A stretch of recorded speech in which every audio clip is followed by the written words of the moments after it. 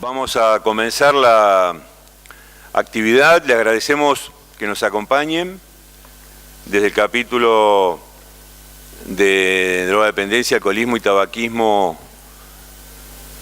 Estamos muy agradecidos por el espacio y queremos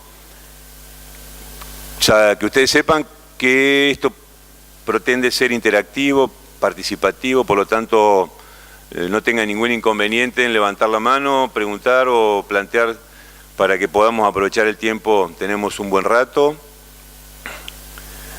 Va a comenzar la presentación el colega de la localidad, de la institución de Puigari, General San Martín, institución adventista, el doctor Esteban Dávila, profesor y jefe de la unidad de bienestar mental.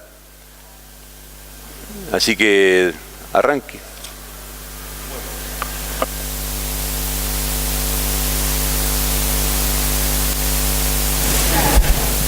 Buenos días a todos. Antes que nada, gracias Gustavo por convocarnos a este simposio. La verdad que es un placer desde el interior del país poder estar aquí compartiendo con todos ustedes un poco lo que hacemos, lo que se hace en un centro que se encuentra en una provincia que es Entre Ríos. No es la capital de la provincia, estamos a 60 kilómetros de la capital de la provincia y personalmente tengo la oportunidad de poder vivenciar en la práctica dos realidades. Pero eso se los cuento ahora en un ratito. El tema es abordaje de las problemáticas duales en adicciones y vamos a repasar algunos datos rapidito. Tal vez mis colegas ahondan en algunos casos, solamente como para tener en cuenta. Cuando hablamos de patología dual estamos hablando de un trastorno adictivo con algún tipo de problemática psiquiátrica, como por ejemplo el trastorno de estrés postrauma.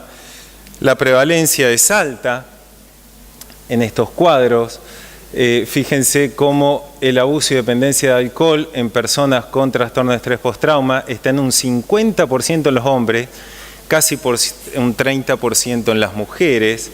En las mujeres, interesante el tema del mayor riesgo se debe al abuso físico o sexual.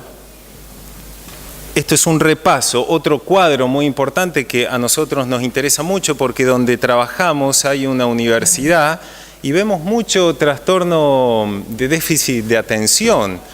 Déficit de atención en estudiantes universitarios. A pesar que están los tres niveles de educación, tenemos la oportunidad de ver el ADDH en adolescentes jóvenes y en adultos jóvenes, donde la dependencia a drogas está en un 20%. En el mismo tema, si nosotros nos fijamos, aparte del descontrol de impulso, de los desórdenes de ansiedad, de los desórdenes del ánimo, el abuso de sustancias es uno de los pilares principales que acompaña este trastorno tan discutido por ahí con algunas áreas de la medicina, algunos pediatras y gente que no está en la medicina también que lo cuestiona. Sin embargo, en la práctica lo vemos y se ven los resultados de tratamiento. Y no solo trae un problema con el uso de sustancias, sino también que tiene un costo muy alto. Además, el 50% de las personas con ADDH van a tener un trastorno de consumo de sustancia en algún momento, diferente a la población que no lo tiene. En estos cuadros es interesante esto, ver cuál de los dos cuadros predomina para poder orientar correctamente el tratamiento, pero que coexisten, en un alto porcentaje coexisten. Este es un estudio interesante del 2010 que hizo Nora Volkov. Lo podemos ver no solo en la publicación, sino en las explicaciones, donde vemos que hay una alta prevalencia de enfermedades mentales entre los pacientes con abuso de drogas. Y también hay una alta prevalencia entre pacientes, alta prevalencia de abuso y dependencia de drogas entre pacientes con los trastornos del ánimo y de la ansiedad, opioides, anfetaminas, cocaína, marihuana, fíjense en más o en menos, pero están presentes. Dentro de los cuadros bipolares, 56% de los trastornos de los pacientes bipolares son alcohólicos. Esto es de la encuesta que hace la National Comorbidity Survey, que la hace el Instituto de Salud de los Estados Unidos. Y mientras yo muestro esto y realmente me da placer mostrar estas cosas, yo digo, ¿dónde están las encuestas nuestras? ¿Dónde está la encuesta que yo puedo decir? Según nuestros estudios encontramos que tenemos tales comorbilidades y tales no. Y eso en el simposio de ayer, cuando hablaba el licenciado Claudio, como Claudio decía, no tenemos encuestas y las últimas no son serias y la mejorcita que tenemos, por lo menos en estudiantes, en los escolares, desde el año 2007. Insisto, es muy lindo en un congreso poder dar estos datos, pero sería doblemente agradable si nosotros podemos decir, bueno, miren, en mi centro, en mi hospital, en mi lugar, hemos encontrado esto, o el Ministerio de Salud de mi provincia, de mi localidad, me pasa estos datos, ¿no? Porque esto lo sabemos todos, que está la comorbilidad, la sabemos. Bueno, siguiendo esto, decíamos que, fíjense, abuso de sustancia, dependencia alcohólica, dependencia de drogas, hay muchísimo porcentaje en los bipolares 1, donde coexisten o son comórbidas estas patologías. Y no tenemos que olvidarnos del tabaco, ¿no? El tabaco está muy presente en todas las enfermedades mentales y a veces la gente del capítulo trabaja mucho sobre esto, pero nosotros en general estamos trabajando sobre nuestros pacientes sobre el tabaco. Los que trabajan en hospital, el consumo de tabaco es muy alto, y los que trabajamos aparte de hospital en centros privados lo vemos también, ¿no? Pero el objetivo de la mesa, cuando Gustavo me la pasó, decía esto: se propone la presentación de los trabajos que se realizan dentro de la región centro y litoral de nuestro país, etc. Y marqué la presentación de los trabajos porque, insisto, creo que vamos a encontrar mucha bibliografía sobre esto otro, y yo lo que voy a hacer es contarle un poco qué es lo que hacemos nosotros desde la provincia de Entre Ríos. Tengo la posibilidad de trabajar en dos áreas. Una es el Sanatorio Adventista del Plata. Acá se ve una foto, es una institución centenaria, tiene el año que viene cumple 110 años de vida, o sea que eso ya le da una cierta, por lo menos, importancia, ¿no? Porque en este país que persiste una institución de salud más de 100 años, es realmente un logro. Es una institución muy grande, tiene todos los niveles de atención, todas las especialidades, se hacen cardiocirugías, se pueden hacer algunas neurocirugías, hay una terapia intensiva que trabaja muy bien, es un nivel 7, bueno, tenemos resonancia, tenemos tomografía, diagnóstico por imágenes, ginecología, etcétera, etcétera. Y dentro de esta institución tenemos un servicio que se llama Servicio de Bienestar Mental.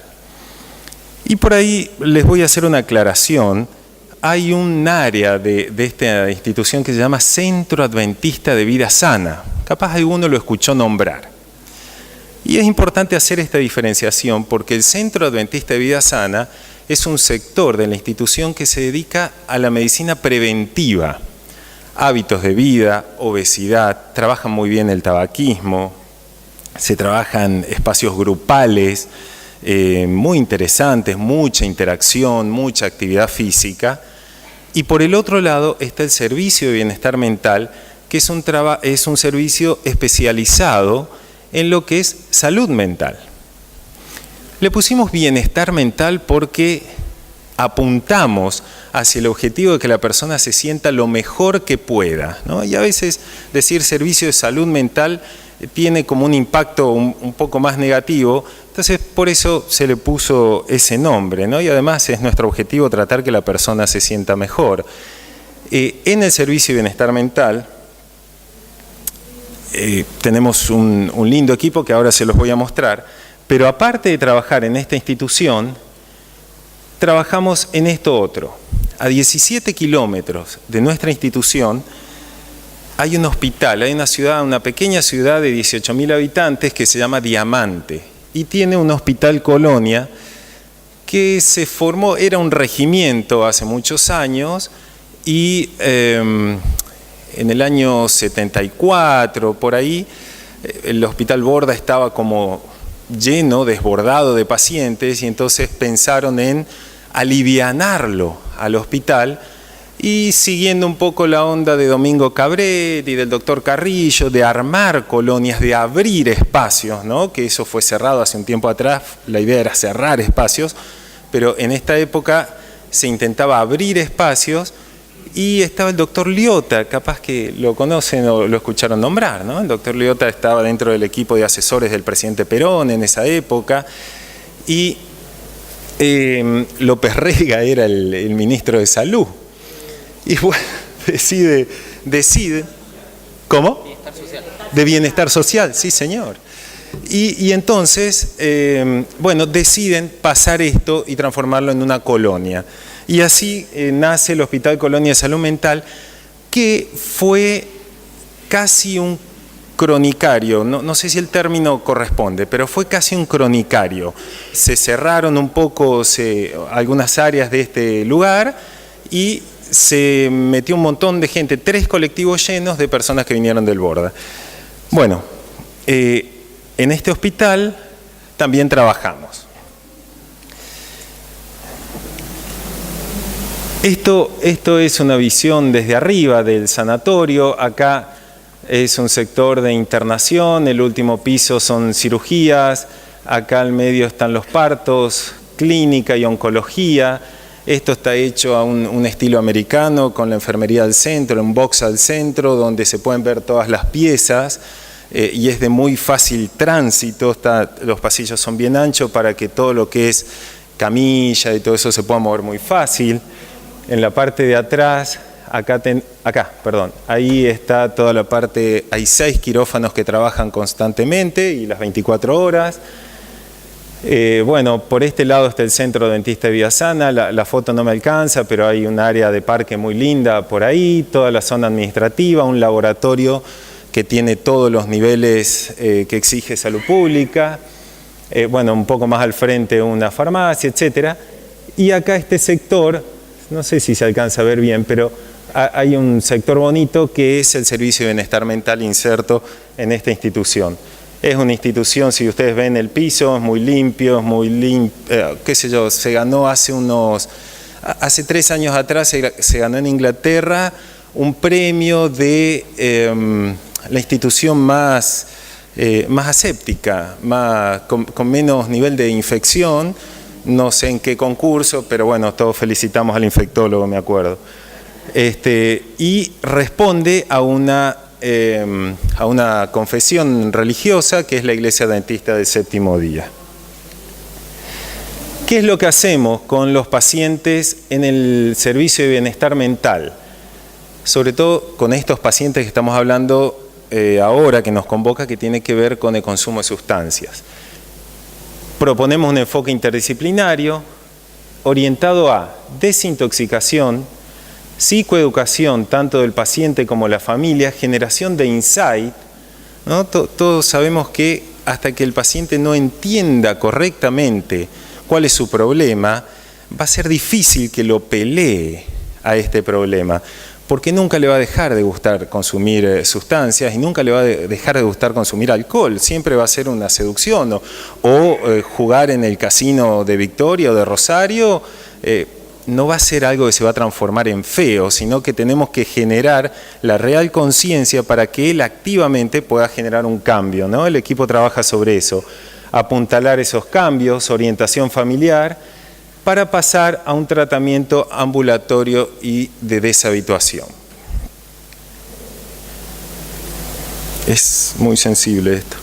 Bueno, el equipo está conformado por 6 médicos psiquiatras, 4 psicólogos, 6 enfermeras profesionales, Todas las enfermeras del servicio tienen que ser profesionales, no auxiliares. Tienen que ser todas profesionales y entrenadas en el área de salud mental.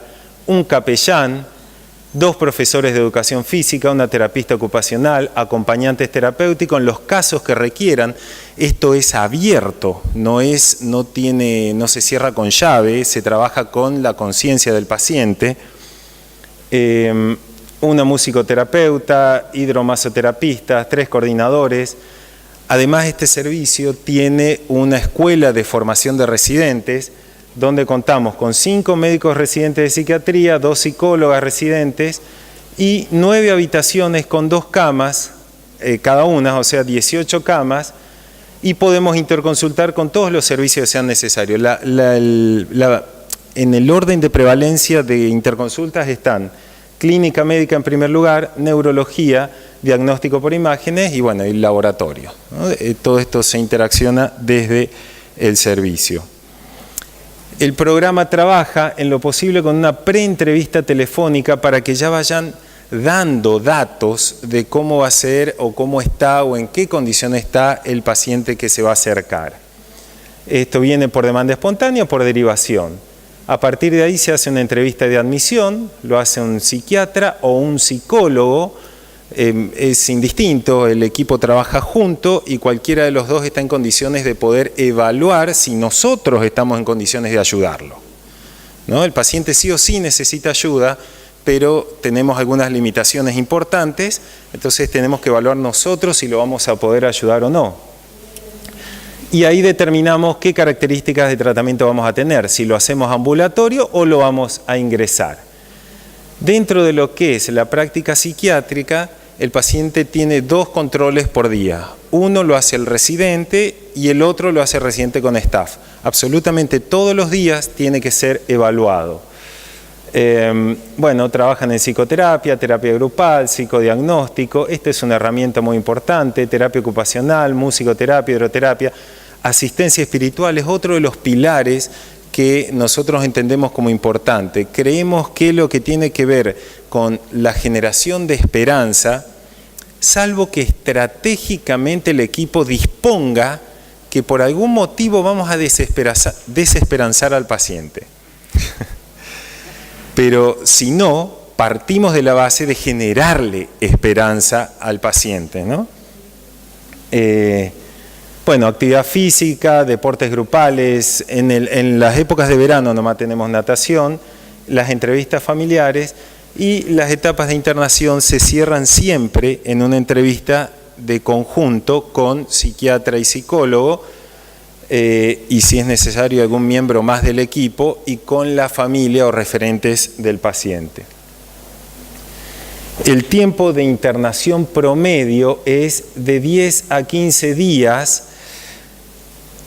Esto no es exclusivo para adicciones. Es más, en algún momento habíamos limitado el número de adictos, porque aparte de las comorbilidades que mostrábamos al comienzo, todos sabemos que un gran porcentaje de los pacientes adictos tienen características de personalidad psicopáticas.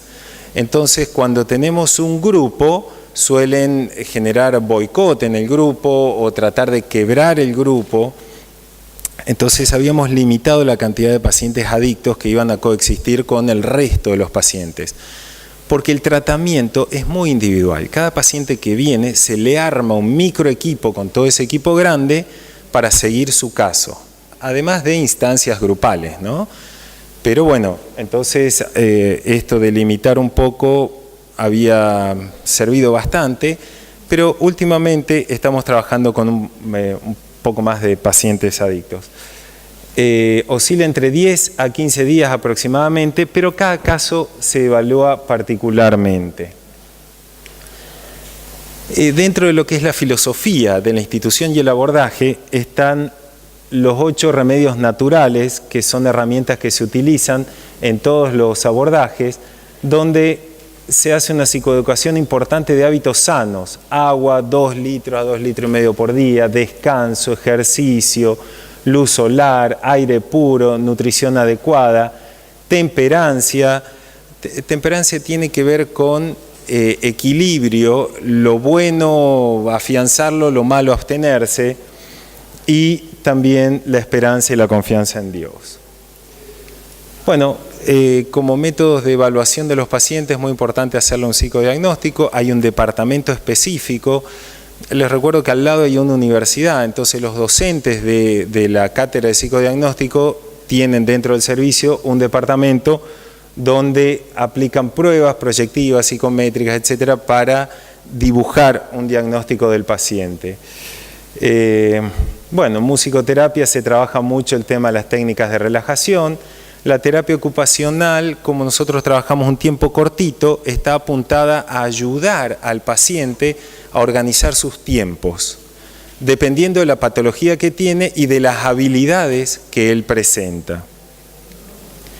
La asistencia espiritual, como le decía recién, hay charlas. Este capellán se fue hace poquito, pero fue el jefe de capellanes que teníamos ahí. Hay una capilla dentro de la institución donde pueden participar todas las religiones. Se hacen charlas grupales e individuales sobre temas como el perdón, la fe, la esperanza, el amor. Se estimula la oración, se respetan todas las creencias, y las personas que tienen interés de trabajar en temas bíblicos se los ayuda y se los orienta enfatizando las enseñanzas que dejó Jesús en la Biblia. Se hacen reuniones de equipo. Todos los casos, todos absolutamente, pasan por una reunión de equipo. Si bien se conforma un microequipo, todos los casos son discutidos con todo ese equipo grande que vieron al comienzo. ¿Cuáles son las fortalezas de esto? Es que esta institución tiene un trato humano y cristiano muy bueno, un alto nivel de contención, mucha psicoeducación. Funcionamos muy bien en la primera fase, en la fase de la desintoxicación. De hecho, cuando hay patologías clínicas comórbidas, tenemos todos los niveles de atención. Tenemos pacientes que han ingresado en nuestro servicio por un supuesto síndrome de intoxicación y nos encontramos con un tumor cerebral que pasó directamente a ser evaluado por neurología y pasó a neurocirugía, se lo operó y se volvió a su casa. O sea que esa primera fase es realmente fuerte porque contamos con todas las herramientas para eso. Otra de las fortalezas, el tratamiento personalizado, el abordaje espiritual, pero tenemos grandes debilidades, que es el seguimiento de ese paciente, el seguimiento a largo plazo. La población que recibimos mayoritariamente es de la Ciudad de Buenos Aires. Perfecto. De la Ciudad de Buenos Aires, después de la Ciudad de Santa Fe, después los de Entre Ríos, y bueno, personas que por algún motivo fuera de nuestro país conocen esta institución y vienen. La población más grande es de Uruguay, y bueno, algunos de Estados Unidos.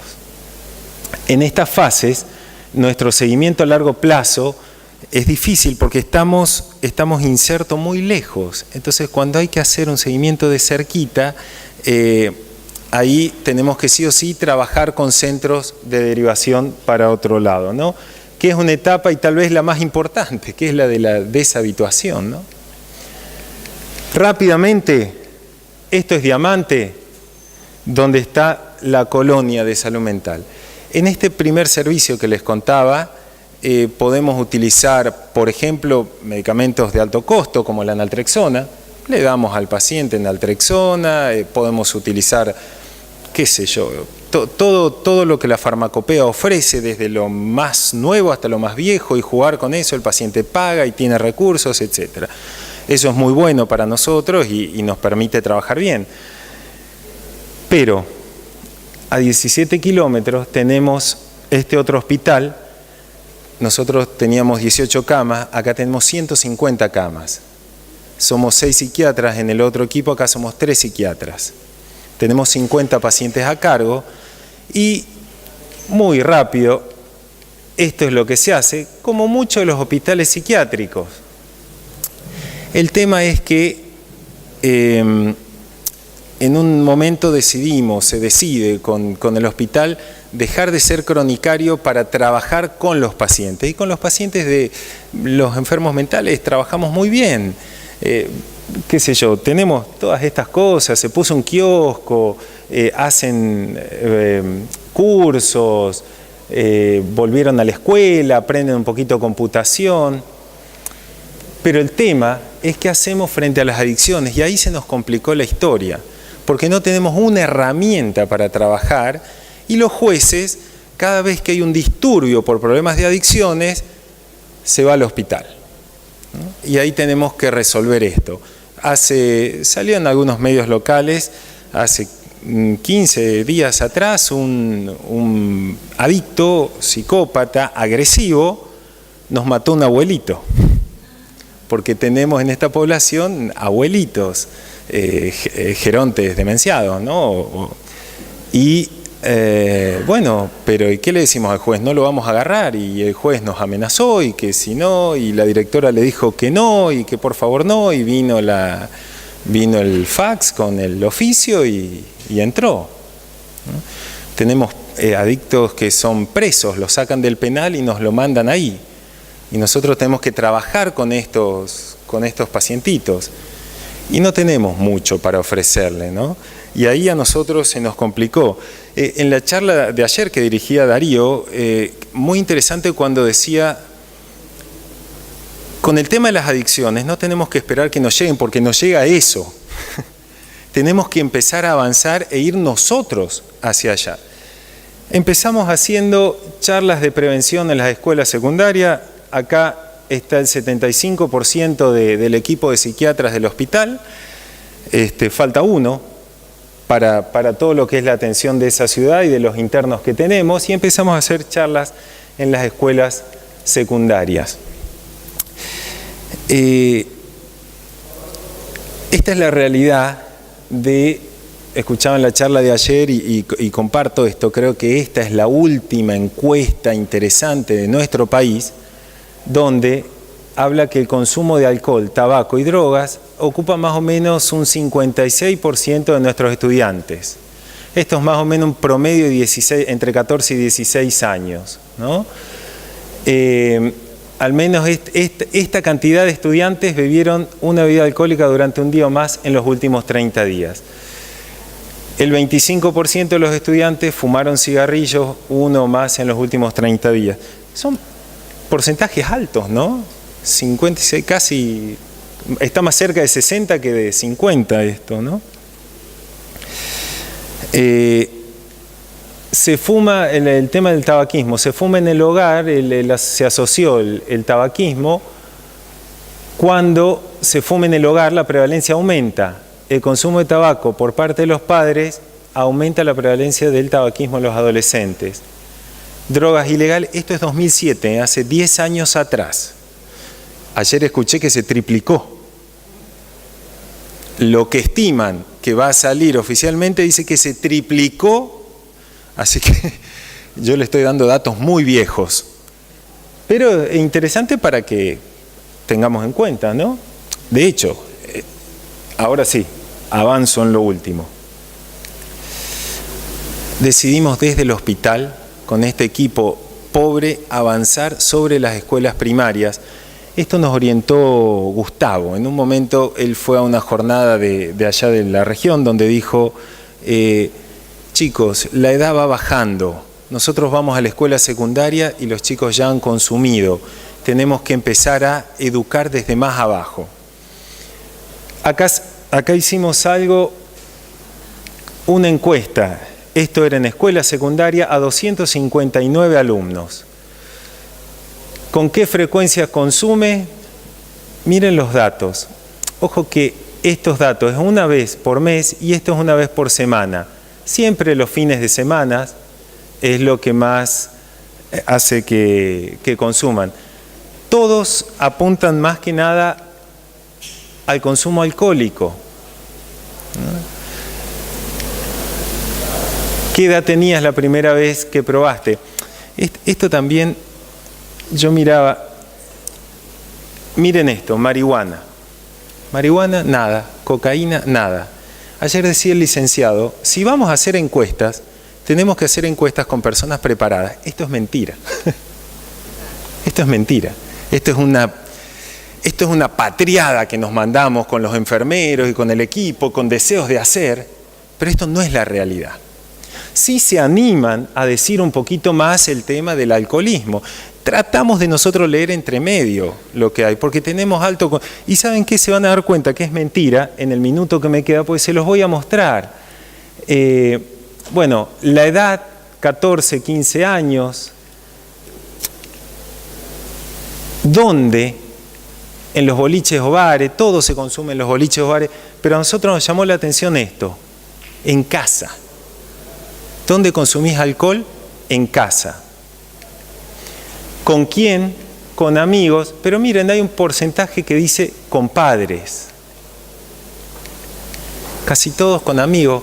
Una etapa vulnerable, la adolescencia es un momento vulnerable, hay un rechazo a los padres y tenemos un apego al grupo de pares, entonces con amigos coherente.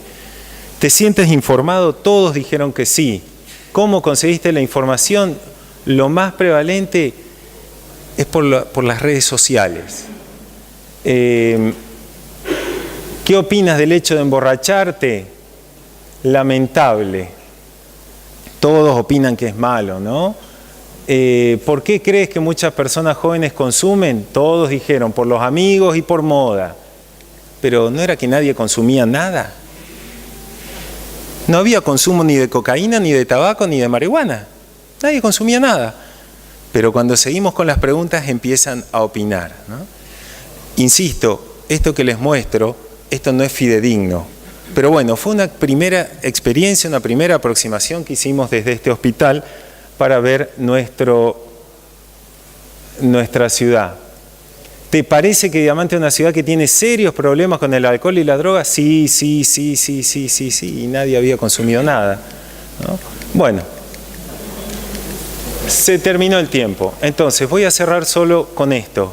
Escucharon el método este, ¿no? De Islandia. No sé si alguno va a ahondar en esto, pero el método implicaba que involucremos a los padres, psicoeducar y pasar más tiempo con nuestros hijos, tener actividades extras, y esto es discutible, ¿no? 2012 prohibió que los menores de 16 años estén en la calle, no tienen que estar en la calle después de las 10 de la noche.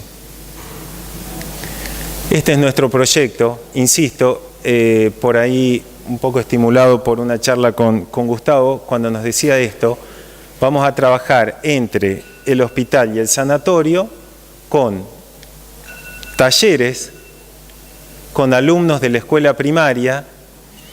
El equipo de residentes está haciendo cuentos y historias que estén al nivel del entendimiento de los chicos que todavía no han consumido nada, y hacer talleres con docentes y padres y un taller de actualización con profesionales de la salud mental y de atención primaria. Todo esto en un solo golpe. O sea, agarrar una escuela, ir con los alumnos, ir con los docentes y padres y esa misma tarde reunirnos con los referentes de salud de la ciudad. Esto lo vamos a hacer en nuestra provincia. Se eligieron 3 ciudades de la costa del 2 ciudades de la costa del Uruguay, 2 de la costa del Paraná y 2 del centro, y entonces poder dar un golpe de impacto en los 3 niveles. Si le contamos solo a los chicos y no le decimos a los padres, tal vez nos quedemos cortos. Es lo que pensamos y lo que charlábamos cuando Gustavo nos decía, tengan en cuenta dónde van a hablar, y pensamos que hoy el médico de familia, el médico de atención primaria está muy expuesto a esto. Y por ejemplo, si nosotros le pregunto a alguno de ustedes, ¿la marihuana mata neuronas? ¿Mata o no mata neuronas? Bueno, pregúntenle esto al médico clínico y después los chicos se van a meter en Google y Google le va a decir, y el médico clínico por ahí no lo sabe, y no es porque no sea un buen clínico. Yo siento esto, tal vez la gente del capítulo está muy especializada, sabe más, pero yo siento que esto nos pasa por encima, esto nos gana. Sale una droga nueva antes que sepamos qué es lo que tiene. Esto es de las fiestas electrónicas, ¿no? Sale una pastilla que... Gente, quería compartir esto y espero que les haya servido y estamos a disposición. Muchas gracias. Muchas gracias, doctor Dávila. Luego, sobre el final, vamos a tener tiempo para conversar interactuar con preguntas y demás. Ahora vamos a escuchar a la colega Irene Saposnikov. Está, solo como ponemos la presentación con diapositiva. Ahí está. No. Que le salga. Irene, es muy sensible el botoncito.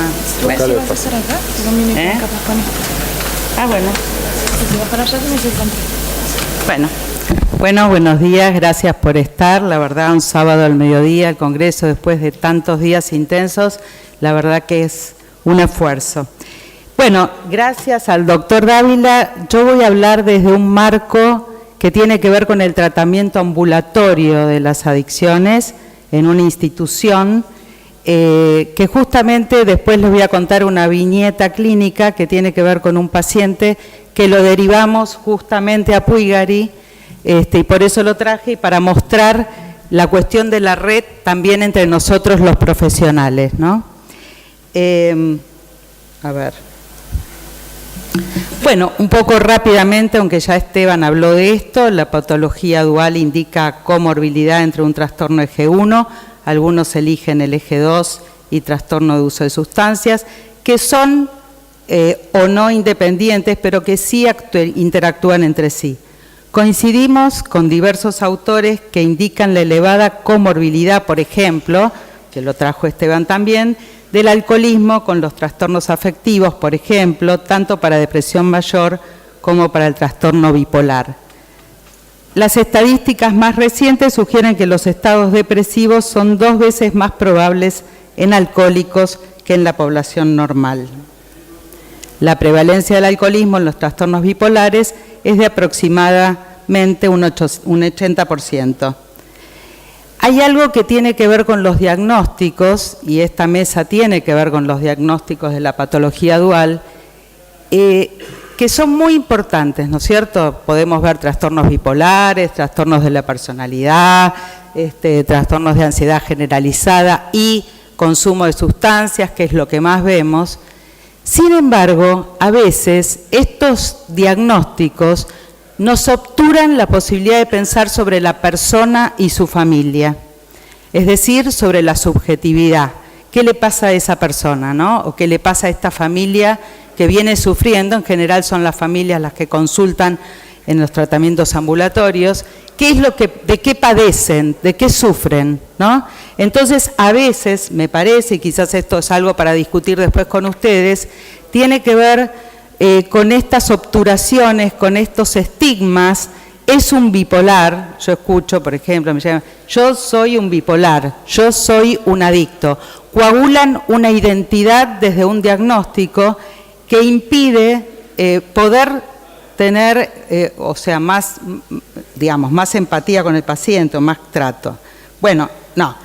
Las toxicomanías, pusimos esto como allí donde no se quiere saber, se busca la solución por vía de la sustancia. Este es el paradigma del hombre moderno, ¿no? El yo no pienso del toxicómano, el tóxico nos brinda todo más, y esto lo vemos en todos los pacientes adictos que vienen.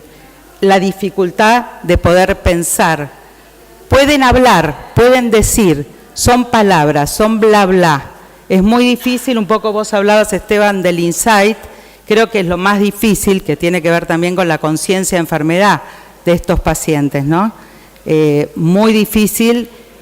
Uno piensa que lo están entendiendo, que están escuchando, y después no hay dónde, ¿no? Claro que todo esto, digamos, está inserto en una cultura del consumo, ¿no? O sea, es una cultura, esto es una verdad de perogrullo, ¿no? Pero la cultura nos empuja a consumir, nos empuja a no tener preguntas, son todas certezas, consumo, excesos, desmedidas, y esto no se aleja de lo que es el consumo de sustancias, ¿no? Viene dentro de la línea de esto, ¿no? Bueno, esto lo pusimos a modo de lo que decía en el film Edipo Rey Pier Paolo Pasolini, cuando Edipo se encuentra con la esfinge, con lo desconocido, no lo soporta y la empuja al abismo. Ella dice, es inútil, El abismo al que me empujas está en ti. Hoy la intención, justamente como veíamos antes y en esta cultura de no pregunta y de no reflexión, la intención es disociar, alejar, negar, sacarse de la piel aquello que insiste y que provoca malestar. Para ello el adicto encontró una solución gratificante. El tóxico le brinda su ayuda, ¿no? Ya sea por lo anestésico o lo estimulante. Si uno le pregunta a un paciente, ¿por qué consumís? Porque me gusta. O sea, la mayoría, ¿no? La clínica muestra que el toxicómano consulta cuando esta operación del tóxico, ya sea por la anestesia o cuando la prótesis ha dejado de hacer la adecuada. Agravando la situación clínica, por supuesto, si el sujeto presenta previamente un trastorno psiquiátrico de base, que está escamoteado por la toxicomanía. Nosotros decimos en la institución Grupo 10, a la cual yo soy directora médica, acá está Andrea, mi socia, decimos, adictos eran los de antes, ¿no? Adictos eran los de antes porque ahora se nos complicó la clínica y porque, por supuesto, los pacientes son más graves, hay más urgencias, estamos hablando dentro del marco ambulatorio que nosotros tratamos, ¿no? El tratamiento que nosotros ofrecemos es un tratamiento ambulatorio de abordaje múltiple. Esto quiere decir, en general los pacientes adictos los traen sus familias, los traen porque tienen amenaza que la mujer se va a divorciar, los traen porque están perdiendo, porque tienen amenazas de pérdidas. Muy pocos pacientes en mi clínica vienen por sí mismos, digamos, a consultar, salvo alguno que otro que llega a un pozo, toca fondo y por ahí llega la consulta. Pero es bastante difícil. Nosotros en la institución no aceptamos pacientes que no vengan con una mínima red, esto es decir, que si no tienen familia, en general son pacientes que sí tienen familia, tienen esposas, tienen hermanos, tienen padres. Si no tienen, los hacemos venir con algún amigo, alguien que sea significativo en la vida de esa persona, que acompañe y que ayude a que nosotros llevemos a cabo este tipo de tratamientos. Son tratamientos muy esforzados, donde uno pone el cuerpo, donde la urgencia y la emergencia está todos los días. Son pacientes que se nos introyectan en la cabeza, en la mente, y estamos todo el día pensando en los pacientes. Por eso es tan importante trabajar en equipo. Es imposible atender pacientes adictos, y más si tienen una patología dual, atenderlos solos. Es un grave riesgo, no solamente para el médico, para el terapeuta, sino por supuesto para el paciente. Es decir, tenemos que tener una red. Como bien decía Esteban antes, nosotros tenemos un equipo que nos reunimos una vez por semana, más allá del WhatsApp, que nos vino bien el WhatsApp del equipo, donde estamos todo el día hablando, digamos, lo que va pasando. Y cuando un paciente tiene que hacer, un paciente o la familia tiene que hacer una consulta, nos consulta a cualquiera de nosotros, puede ser alguien del equipo, ¿no? Todos sabemos de todos los pacientes que tenemos, ¿no? El tratamiento privilegiado para nosotros es el tratamiento grupal.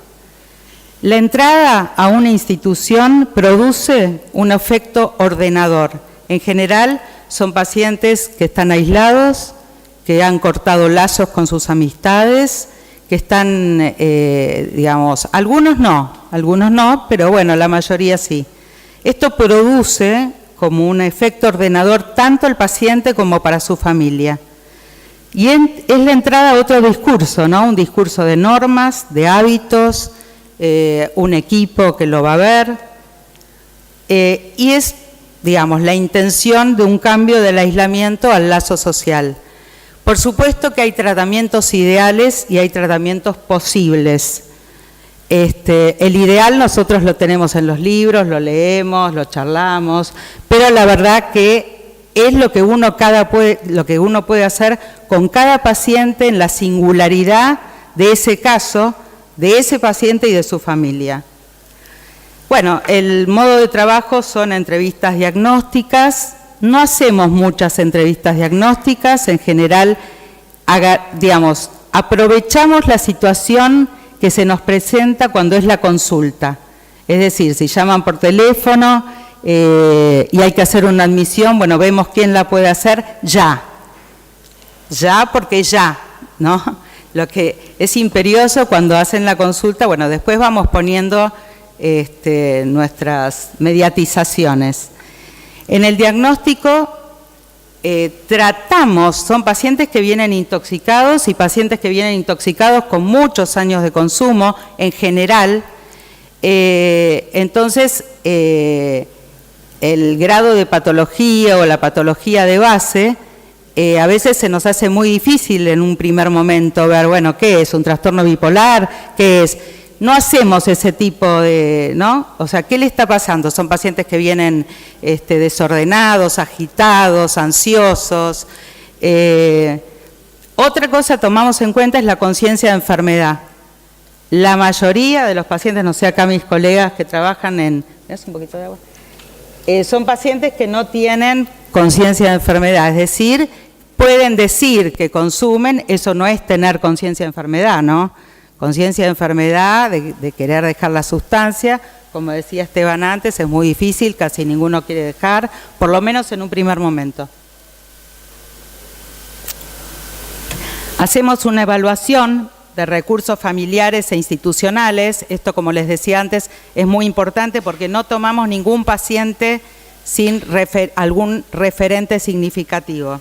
Han venido a los tratamientos en los grupos, ahora les voy a contar un poquito, jefes, amigos, la señora que limpia en la casa, abuelos, en fin. Por supuesto hacemos interconsulta con clínica y cardiología. Algunos de los objetivos que nos planteamos y que por supuesto son ideales y de lo posible, porque esto tiene que ver con un proceso, ¿no? No porque nosotros le digamos al paciente, ya, deja de consumir, va a dejar de consumir, ¿no? Tenemos normas, tenemos reglas, tenemos cuadritos, y sabemos que esto no va a suceder, menos en un tratamiento ambulatorio, por supuesto. En una internación o en una comunidad terapéutica es otra cosa. Yo les estoy hablando cuando evaluamos que es un paciente para un tratamiento ambulatorio. También eso es una evaluación. En ese proceso puede ser, nosotros probamos si el paciente va para un tratamiento ambulatorio, puede ser que lo tengamos que internar porque ese paciente, el tratamiento ambulatorio, no le es suficiente ese dispositivo. Ahí lo internamos y después, que está deshabituado, desintoxicado, vuelve al tratamiento. Hemos tenido pacientes que internamos y que venían a los grupos igual para no perder el lazo con la institución. Bueno, nosotros decimos bueno, que uno de los objetivos es el logro de la abstinencia, cuando podemos, cuando se puede, es lo deseable, es lo que tendría que ser, pero bueno, resocialización, contención, mejorar las comunicaciones interpersonales y mantener a distancia situaciones de riesgo. Esto es muy importante porque le estamos pidiendo a ese paciente que, por ejemplo, deje su grupo de amigos. Entonces, eso es muy difícil porque son sus amigos, porque son los que lo acompañan, pero resulta ser que son amigos de consumo. Entonces, ¿cómo trabajamos esta cuestión que es alejar a ese paciente del tema de las drogas, ¿no? Cuando tenemos que medicar, yo soy una de las psiquiatras de la institución, trabajamos la indicación de la medicación en todos los espacios terapéuticos, tanto en los grupos de familia como con el paciente. O sea, consensuamos cómo trabajamos la indicación de la medicación. Es decir, no soy yo sola que voy a indicarle una medicación, sino que esa medicación va a ser trabajada en todos los ámbitos que ese paciente y esa familia esté incluido. Es muy importante la confianza en el equipo tratante, en general tienen mucha desconfianza, e investigamos cuál es el lugar del tóxico en la subjetividad del paciente y su familia. Michael Balint, que fue un médico inglés muy conocido, hablaba de sí mismo como medicamento reparador y les decía a sus estudiantes que ante todo el medicamento son ustedes, dirigiéndose a los médicos, ¿no? Concepto que nos hace pensar en la importancia de la transferencia, y el medicamento va junto con la palabra, la figura del médico y el equipo tratante. Es decir, que nosotros apuntamos mucho a la cuestión de la transferencia, tanto la transferencia a la institución como la transferencia a cada uno de los integrantes del equipo. Bueno, rápidamente una viñeta clínica que tiene que ver acá con el doctor. Nos llega un paciente, lo voy a llamar Miguel, un paciente de 42 años, casado con 3 hijos. Llega a la consulta ante la amenaza de separación de su esposa Paula.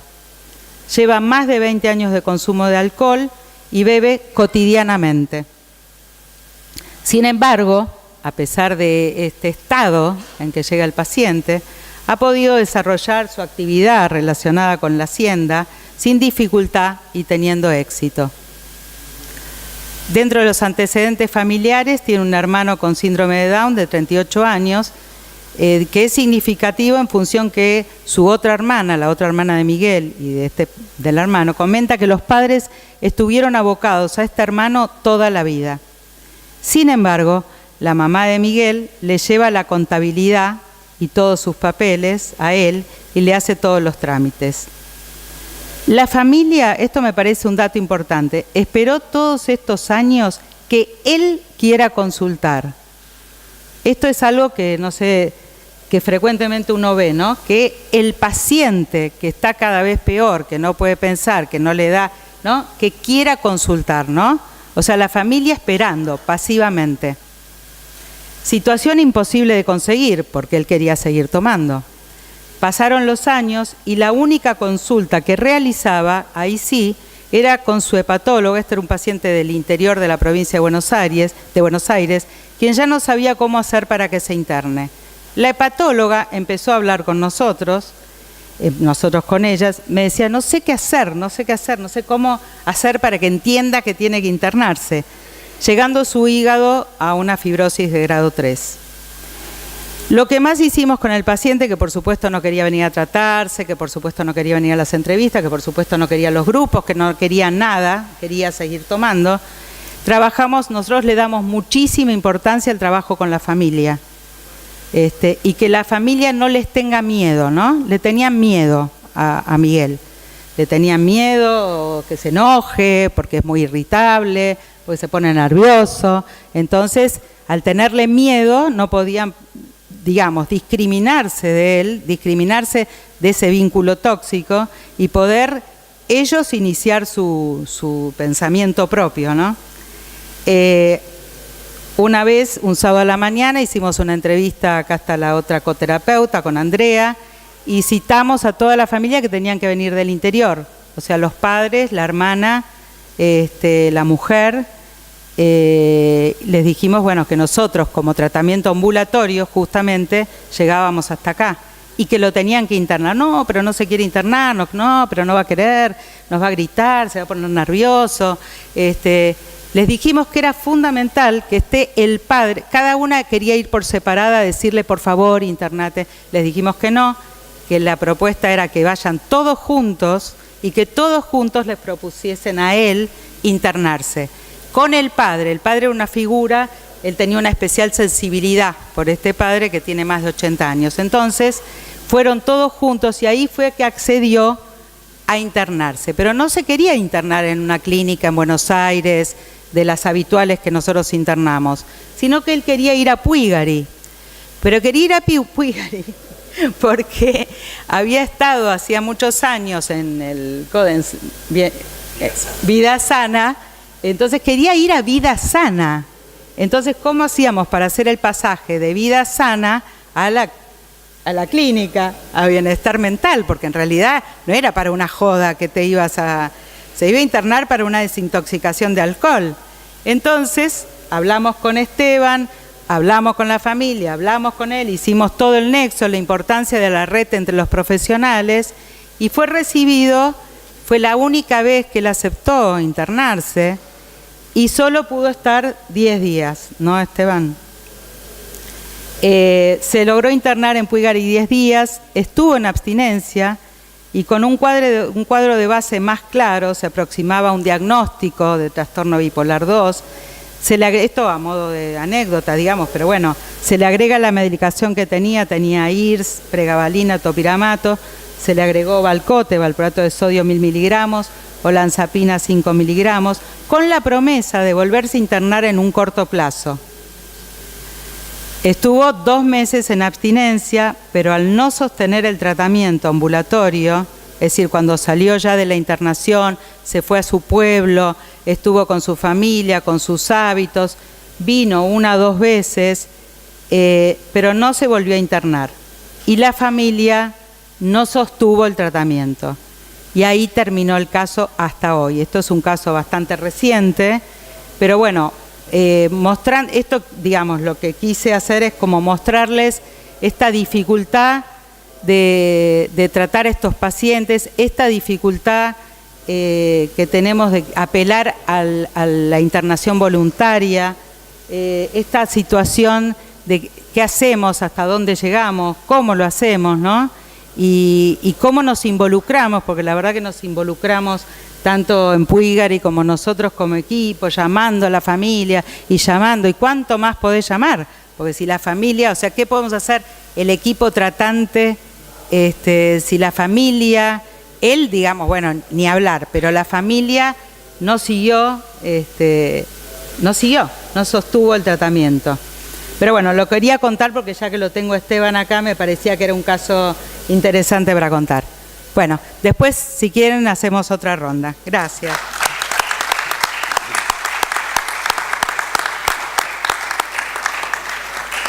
Muchas gracias, Irene. Ahora vamos a compartir la presentación del colega doctor Oscar Ramírez. ¿Se podrá lograr que disminuya el sonido de afuera o que aumente el sonido de acá? Entonces subí un poquito porque es imposible. Se escucha muy mal. Mucho. Bueno, adelante. Ahí está bueno.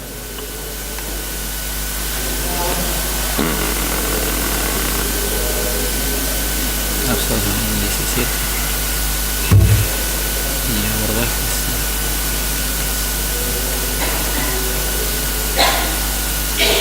Mejor que se está. Listo, ¿lo estoy sacando?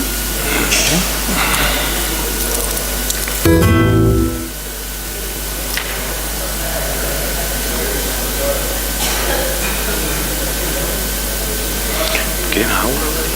Sí, muy bien. Bueno, por varias buenas razones, a lo largo del Congreso fui tomando algunos elementos. Por supuesto, uno siempre viene con los antecedentes de lo que aprende de los amigos.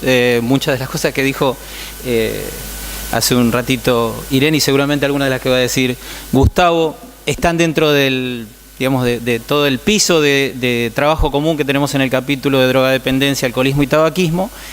Pero bueno, me traté de focalizar, digamos, y por eso decía que en el Congreso escuché muchas cosas interesantes, en alguna manera que nos pueda resultar útil, es decir, transmitir algo que en primera instancia le genere algún grado de pregunta y, digamos, y autocrítica a partir de conocimiento de lo que les puedo mostrar, criterios y, digamos, y trabajo que nosotros tenemos en los lugares de la Ciudad de Buenos Aires donde trabajo, Ciudad de Buenos Aires y el conurbano.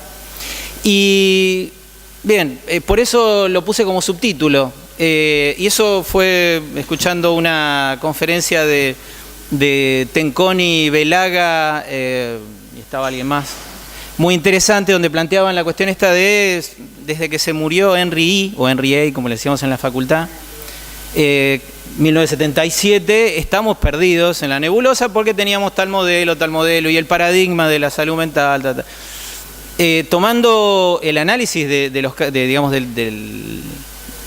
justamente de los paradigmas, lo que nosotros hacemos está en la trinchera.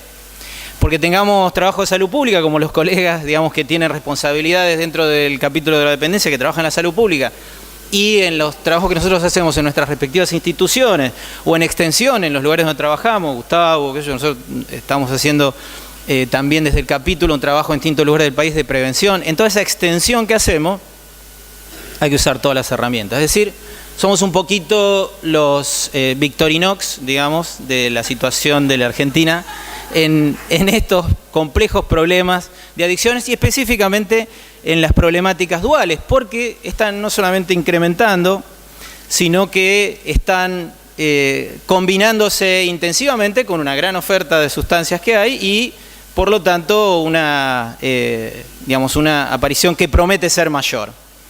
En este mismo congreso tomé de Claudio Mate también, porque todas las conferencias fueron muy interesantes, pero me pareció muy interesante 3 puntos que él dijo. Quiero aclarar que esto no es lo que dijo, por las dudas que si está Claudio por ahí se enoja. Él en realidad planteó la cuestión del carácter psicoactivo, adictivo y tóxico, que era lo que definía la sustancia. Entonces yo lo tomé, como soy malo y hago esas cosas, agarré lo que él había dicho y lo redefiní. Es más, se lo dije a él. Tomando como droga todo elemento individualmente psicoactivo y adictivo que al mismo tiempo es biopsicosocialmente tóxico o dañino por su consumo, uso o abuso, o por su ejercicio en las conductuales. Me pareció que es muy operativo, digamos. Entonces lo retomé. Y tomando esa... ¿qué hizo ahí? Ahí está. Y tomando esto, también aproveché para tomar algunos elementos presentados también en este congreso, por supuesto también con su permiso, pero no está Julio, creo que ya se volvió para Buenos Aires, elementos relacionados a la descripción de lo que se hace en la Fundación Gradiva. El colega Julio Redondo, no sé por qué quiere abrir una impresora que yo no quiero, pero...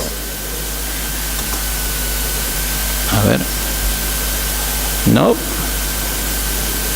bueno, si hay alguna señorita que sabe manejar esto, que me ayude. Entonces,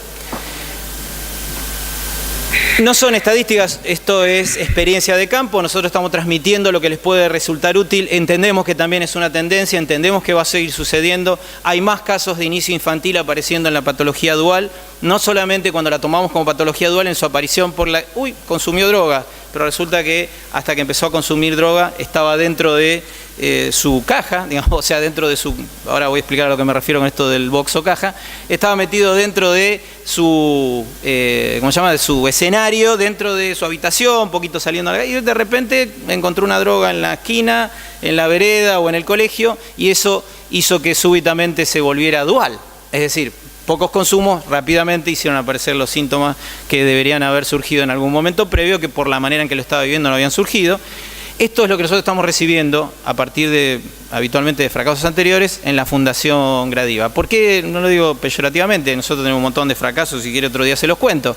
Pero lo que nos sucede es que no hay sistemas, está difícil, la comunidad terapéutica profesional de Gradiva más o menos tiene un tamaño y tiene unos antecedentes de laburo en este tema.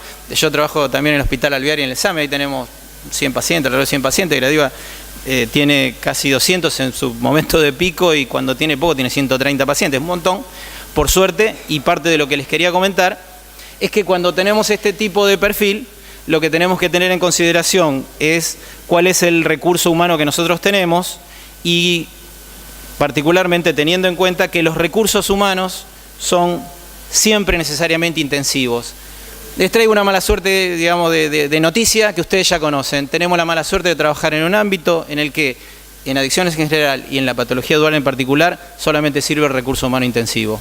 Lo siento, hay que poner guita. Sale caro, esto no es una inversión, digamos, económica de la que vamos a sacar plata posteriori, probablemente vamos a ahorrar plata posteriori, pero es un sistema que debería tener una puerta de ingreso común, tanto en lo público como en lo privado, o consensuada entre lo público y lo privado, que tenga la capacidad de resolver cuáles son los caminos óptimos a decidir. También en el capítulo tenemos la intención en algún momento de analizar las derivaciones y, digamos, las maneras y los protocolos que sugerimos para funcionar en los sistemas que nos tocan. Algunos otros temas, bueno, lo que les fui poniendo es parte de lo que les decía antes, ¿no? El abordaje incluye lidiar siempre con los prejuicios de la medicación, parte de lo que decían de una manera y también de otra en las dos exposiciones anteriores. Los esquemas son, ya hablando de los esquemas de largo plazo, son inevitablemente escalonados. ¿Qué quiere decir inevitablemente escalonados? Que la estructura vieja de las comunidades terapéuticas, de las fases o las etapas de tratamiento, son útiles, son simplificadoras para el paciente, son simplificadoras para la familia, a veces nos complicamos nosotros con eso, pero tiene muchísima utilidad en el trabajo en el dual. Otro de las recomendaciones que nosotros podemos hacer es que el alivio de los síntomas per se es un objetivo etapa por etapa. Si nosotros no logramos esto, rápidamente la adhesión, que fue mencionada de distintas maneras y sobre todo en el trabajo con la familia, cuando lo decía recién Irene, es evanescente, se nos va como agua entre los dedos.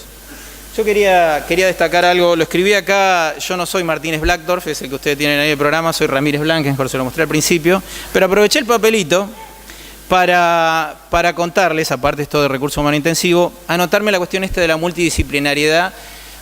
Porque cuesta porque es cara, es cara, hay que poner mucha gente para trabajar, como decía, por recurso humano intensivo y además porque tenemos muchos profesionales, tenemos que tener un trabajador social, las peleas que tenemos Fundación Gradiva por ese tema, necesitamos también, por supuesto, psicólogos de distintas áreas, porque necesitamos, así lo planteamos desde la Fundación, gente que trabaje en psicodinámica, en psicoanalítica, digamos, que trabaje en el perfil cognitivo-conductual, sí, porque lo necesitamos. Ahora agregamos, en base a todas las evidencias del 2016 este año, gente que trabaje en los aspectos de la tercera generación cognitivo-conductual, específicamente mente plena, que tiene muchísima prueba neurobiológica en favor de su uso. Digo esto en favor de la gente que está en el capítulo de espiritualidad, que seguramente lo tiene bastante más claro que nosotros. El trabajo con el MDR, la extrema... No saben la cantidad de gente en el SAME que voy a visitar a la casa porque el psicoanalista, el psicólogo, el psiquiatra está trabajando hermosamente con el trauma, haciéndolo florecer día a día, consulta a consulta, y luego de cada consulta el paciente hace un intento de suicidio, lo encuentro en la ventana de su casa de Lugano, que no tiene balcón, agarradito porque había ido al hospital, había hecho y la psicóloga lo había traído nuevamente, contaba el tema del abuso, el pibe volvió a la casa y estaba colgado en la ventana. Entonces, estas pequeñas cuestiones, digamos, que no son tan pequeñas, tenemos que empezar a protocolizarlas y empezar a tomarlas en consideración. Un tema en el que quería solamente decir una cosita corta, y creo que vamos a salvar algunas diapositivas con eso, porque me parece que Irene ya lo había abordado. En la Fundación Gradiva, gracias a un colega que se llama el licenciado Raúl Rusino, esquematizamos, no es nada que sea un descubrimiento, sino lo esquematizamos como el garante a aquella persona que está más loco que el que está loco, para ayudarlo. Entonces, sería claramente, ¿no?, el acompañante familiar, qué sé yo, la madre, ¿no?, las mujeres pasionales que lo acompañan hasta devoto o hasta la comunidad terapéutica al paciente. Digamos, todas estas personas, qué sé yo, padres, abuelos, qué sé yo, hay distintas personas o personajes que a veces son el delegado gremial de camioneros. Digo, para contar lo que sucede en la realidad, ¿no? A veces es un delegado gremial, como contaban los mismos colegas. Y por último, el tema de la toma de decisiones, que quería decir muy rápidamente también, que es una recomendación específica, la tomo también de los programas que hacemos en la Fundación. Nosotros tratamos de diagnosticar muy rápidamente la capacidad de toma de decisiones. Y no estoy diciendo, sí también considero lo que decían anteriormente, particularmente Irene, el tema de que la manera de tomar decisiones de un paciente psicótico está relacionado con la capacidad de ver la realidad, qué grado de disociación tiene, o sea, qué es lo que ve, qué es lo que no ve la realidad, qué es lo que está tapando en su proyección, etcétera, etcétera. Pero eso no quiere decir que no pueda tomar decisiones. Entonces trabajamos mucho el tema de la toma de las decisiones. ¿Cuáles son los efectos halo? ¿Ustedes se acuerdan lo que es el efecto halo? ¿Tiene más o menos en cuenta? Es eso que en realidad le pasa más a los terapeutas que a los pacientes, pero el efecto halo es una persona bella hace olvidar el resto de los rasgos. ¿Sí? Una mujer bella hace olvidar una serie de cuestiones. Che, qué interesante cómo habla y no dijo nada nuevo. Pero ahora miran, qué interesante esta chica. En realidad era muy bonita, produjo lo que se llama efecto halo en los analistas de las tomas de decisiones. Esto pasa a veces con los pacientes, nos pasa con los pacientes. Hay elementos, no solamente la persona completa, que generan el efecto halo y nos hacen la ilusión de que la persona puede tomar determinadas decisiones. Fue profesor de historia hasta que empezó a tener la descompensación y la droga le generó la descompensación, pero era un dual. Empieza un camino de bajada cuando cae en la droga, y esta persona, con toda esta problemática, que tiene un efecto halo, genera en parte del equipo la cuestión, pero es un profesor de historia. Eso es un efecto halo. Después, otra de las cosas que tenemos en cuenta también a la hora de la toma de decisiones, de analizar la toma de decisiones de los pacientes, es el tema de la ilusión de foco. No sé si eso también lo tiene más o menos claro. 5 nomás. Ahí voy. Entonces, la ilusión de foco que hay, digamos, al tratar con pacientes duales, es la misma que tenemos nosotros con la sociedad. Lo dicen todos los organizadores, digamos, de las cuestiones de seguridad en la sociedad, que hay que tener una especie de buffer entre nivel de seguridad e inseguridad que la persona sienta, que las personas sientan. Si las personas se sienten muy seguras, empiezan a pensar demasiado. Si se sienten muy inseguras, entran en pánico y tenemos un problema social. Entonces, los tipos que trabajan en seguridad dicen, tiene que haber un equilibrio entre la sensación de seguridad e inseguridad en la población. ¿Cómo se genera eso? Generando una serie de opciones que orienten en determinados sentidos. Si nos están diciendo que hay cada robo que le hicieron a doña Josefa y a don Mario y al chiquito que... Es cierto, todo eso es cierto, pero el valor de los ejemplos y de la orientación ya nos da a nosotros toda una tendencia a responder. Es lo que pasa en las encuestas. Yo me encontré una encuesta acá en el Congreso en el que prácticamente me obligan a responder que está todo bien con las sustancias y su uso. Yo creo que tenemos que estar muy presentes cuando nosotros nos generamos una ilusión de foco dentro de un tratamiento, específicamente en los pacientes duales. Muy rápidamente también, elementos que habíamos tomado en la conferencia sobre planes, en el taller, perdón, sobre planes de acción en pacientes con consumo de sustancias y duales. Tomamos los elementos que la Organización Mundial de la Salud jerarquiza para recomendar. Son recomendaciones que hace, nada que ustedes no sepan. La primera definición, junto con estas que yo le decía que tomamos en la Fundación Gradiva, también tenemos muy en cuenta cuál de las dos actitudes tenemos que tener, digamos, si expectante, conservadora, y no agresiva versus intervención rápida y categórica, como decía en algún momento él, cómo vamos a trabajar con la esperanza del paciente, ¿no? Cómo vamos a laburar. Eso nosotros en el caso de la Fundación Gradiva, en los pacientes duales que no llegan, tenemos que tomarlo bastante rápido. Respecto de lo que es un administrador del tratamiento, los remito a lo que llaman los norteamericanos case manager, que en realidad es lo que termina sucediendo con los familiares de un paciente adicto. Muchas veces lo tomamos nosotros, psiquiatras, psicólogos, los colegas que estén acá, si están acá es porque lo han tenido que hacer. Seguramente han tenido que tomar la administración del tratamiento, no solamente el tratamiento, sino ver todos los recursos y hacer un análisis de ellos. También los lineamientos que siguen de la OMS, en los casos no agudos hay recomendaciones básicas, ¿no? que recordar. La cuestión de la cultura, los grupos especiales y, como no, sin duda, cuáles son los recursos últimos que tiene. Una persona que tiene patología dual y tiene OSDE o Swiss Medical tiene distinto pronóstico que si tiene en el caso de la ciudad de Buenos Aires OSVA o en la provincia de Buenos Aires IOMA o etcétera, etcétera. ¿Es distinto el pronóstico? Sí, es distinto el pronóstico porque es distinto los recursos que tenés. Entonces te convertís junto con la familia en un case manager, como dicen los yanquis, no me gusta mucho el término, un administrador de tratamiento, porque tenés que también pensar en los recursos. Y por último, las últimas recomendaciones de la Organización Mundial de la Salud, el tema del acceso, la calidad, la intensidad y la duración. Subrayé sobre todo por el tema duración, que es una discusión que todavía sigue en el tapete y que es cómo necesitamos volver a considerar cuánto tiempo se produce en cuánto tiempo se produce la resiliencia, si la hemos abierto, en cuánto tiempo se tiene que cerrar. Los últimos recomendaciones acá de la Organización Mundial de la Salud, que las tenemos en cuenta, por supuesto, y en toda la medida de lo posible dentro de la Fundación Gradiva, que ustedes la pueden conocer. Esta es más bien de salud, digamos, de los servicios de salud, más que exclusivamente del tratamiento en patología dual. O sea, combinar los servicios públicos con lo privado creo que es lo que sigue en la capacidad que tenemos que explotar en nuestro país respecto de estas problemáticas. Bueno, bien. Estamos terminando. Esto ya lo planteamos en el taller de planes de acción sobre patologías y los grupos especiales, que no lo voy a tocar porque no tengo prácticamente tiempo, ¿no? Bien, de acuerdo. Bueno. Esta específicamente, si ustedes van a www.oms, van a encontrar que es la propuesta muy básica. Estuve buscando los últimos trabajos que agregaron en la OMS, porque esto es tan esquemático que nosotros es lo que le decimos en la primera vez que recibimos a alguien en nuestro lugar de trabajo y le decimos, vos sos nuevo, mira, te cuento lo que hay que hacer y le contás esto. O sea, la OMS se quedó un poquito, digamos, en el avance respecto de los trastornos por sustancia en general y de los trastornos por patología dual en particular. Les recomiendo ir a la página de la OMS de todas maneras, porque si se quiere eso es un estándar. ¿Sí? Gracias, Oscar. Gracias. ¿Ya estamos? Bien, y por último también dentro de eso los dos elementos que considero centrales y que tienen que estar siempre presentes en la patología dual, tanto respecto del paciente como respecto de su familia. Listo, Oscar. Bien. Ya no hay más tiempo. Ya estamos. Ya estamos. Bueno. Bueno, este es un poquito el resumen de las sugerencias generales tomadas de la OMS que nosotros teníamos como plan de acción para la terapéutica. Nosotros en la Fundación Gradiva tratamos de tener este grado de complejidad. Es una de las razones por las que, por suerte, tenemos, digamos, y es una discusión permanente con la administración de la Fundación, tenemos casi 180 personas trabajando para un poco menos de 200 pacientes. O sea, tenemos bastante buen promedio. No digo que no salga todo bien, pero necesitamos recurso humano. Después pregúntenle a la administradora de la Fundación cómo hace. Pero eso es parte de lo que nosotros intentamos. Gracias, Oscar. Bien. Bueno, lamento la desprolijidad de los tiempos. Empezamos tarde, nos están corriendo. Es un tiempo problemático. Consumo problemático, tiempo problemático.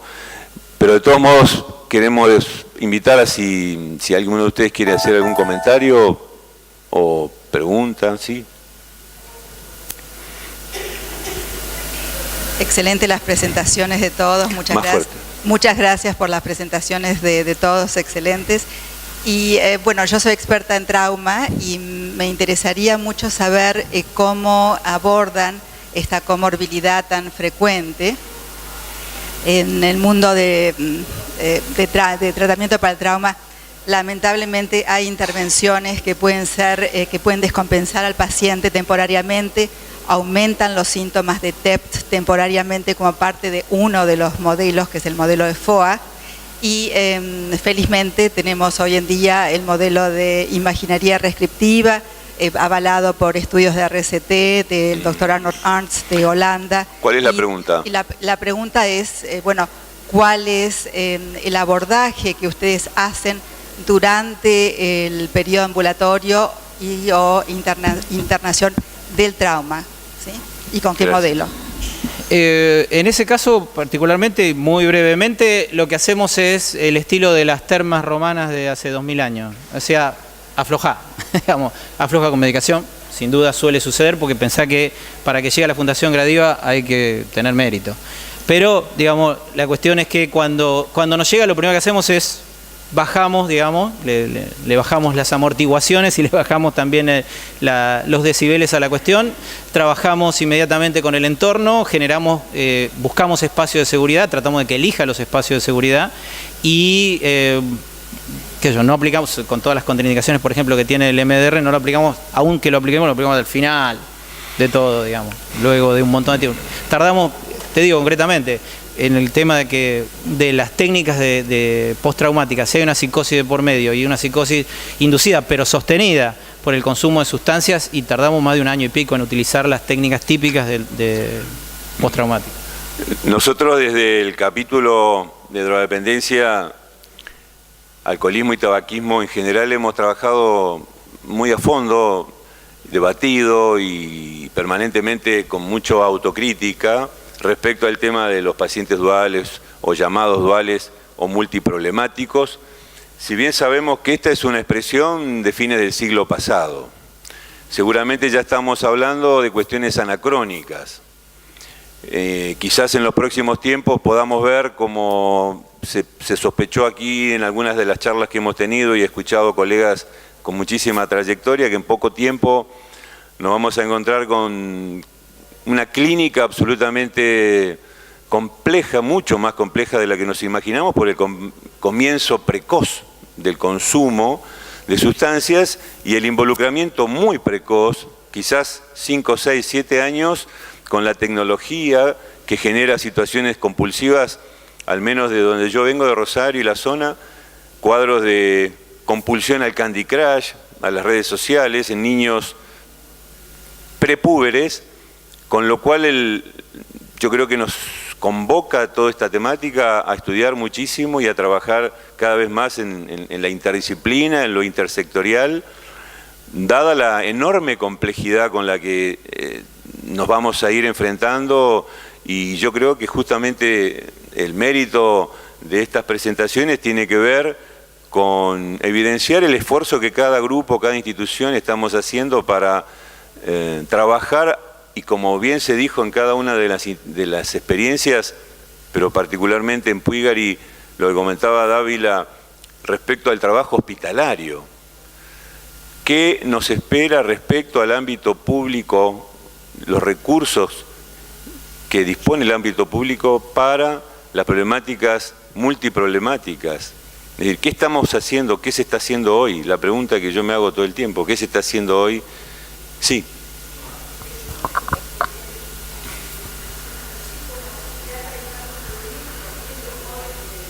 De años, trabajo en un hospital público, pero estoy hablando... ¿Cómo? ¿En dónde trabajas? En el Centro 1 de Salud Mental. Ahí, claro, ahí más que nada son chicos muy graves, bueno, pero yo hablo lo que veo en mi consultorio, chicos de 20 y pico de años con una carrera, estudiando, que la característica es a la noche les agarra un bajón y lo que los calma es ver la tele y fumar porro, ¿no? He tenido 2 casos donde uno, como se había quedado sin sustancia, bajó y habló con los con los trapitos y les pidió, una chica, ¿no? De 20 y pico de años. Es verdad que, bueno, cada caso es diferente, pero yo también decía, bueno, uno de los casos, por ejemplo, primero lo vio una psiquiatra que le dijo, tu problema, él estaba con una angustia porque se había peleado con la novia, bueno, le dijo, tu problema es la adicción a la marihuana. Entonces fue 2 veces esa psiquiatra que le dio con todo, un montón de medicación, no fue más, porque había otra cosa, no era la adicción a la marihuana, había algo atrás de ese problema que, bueno, pero él ahora, conmigo, bueno, tuvimos algunas charlas, ahora él dice, yo quiero sacarme esto porque me tuve que volver antes de un lugar porque no conseguía. Entonces digo, tampoco es no son casos para internar, es un chico que trabaja, que estudia, que no sé qué, bueno, pero esta cosa con la marihuana, no se lo pregunto porque para mí es algo nuevo, el hecho de que ellos mismos se lo quieran sacar, está bien, podemos dar antidepresivos, todo, pero tampoco lo puedo... no sé, me parece como un trabajo medio artesanal entre cuánto dar de medicación. Pregunto la experiencia de ustedes por ahí. Es que justamente por eso mismo daría para varias horas de charla y ojalá lo pudiéramos hacer más seguido esto. El tema, precisamente desde el capítulo, la intención es invitar a que esto se visibilice, porque todavía demasiada cantidad de colegas, psiquiatras y especialmente muchos médicos o gente, colegas del ámbito de la salud diversa, por ejemplo, siguen sin prestarle atención al tema o pensando en resolver una cosa y después la otra, cuando en verdad lo que se ve todo el tiempo es la simultaneidad, la necesariedad de ser un equipo, pero un equipo ad hoc que trabaje mucho y con mucha claridad la simultaneidad de la cuestión. Porque todos estos fenómenos se van a dar permanentemente en forma simultánea todo el tiempo. Sí, claro. Sí, buenos días. Yo estoy trabajando en la ciudad de Tafí Viejo, en Tucumán, con un centro comunitario que es financiado por la municipalidad. Y tenemos ahí un programa pequeño, es un centro que cuenta con 2 psicólogos, una artesana y yo como psiquiatra. Y estamos haciendo, o sea, un trabajo de convivencia que se llama, que lo hacemos los lunes y que nos ha dado un buen resultado porque incorporamos pacientes de toda patología y trabajamos allí con los pacientes, ¿no? Son 3 horas y terminamos con una merienda. Y bueno, está progresando, se tratan temas, no hay un encuadre psicoterapéutico, sino socioterapéutico. Claro, sí, claro, genial, buenísimo. Bueno, muchas gracias y los invitamos a acercarse al capítulo cuando quieran.